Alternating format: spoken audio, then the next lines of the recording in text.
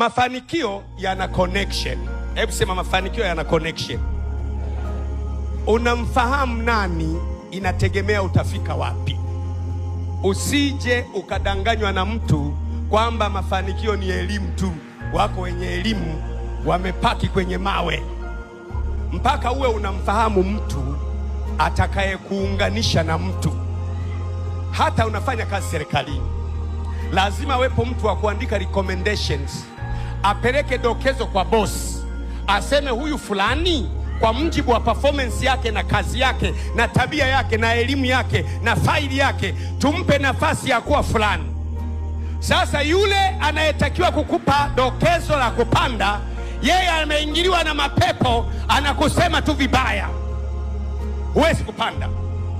Tunataka tucheze na wale ambao wamezuia sura yako isipande. Tunawaagiza leo wakuache kabisa kwa jina la Yesu. Watakuacha kabisa kwa jina la Yesu.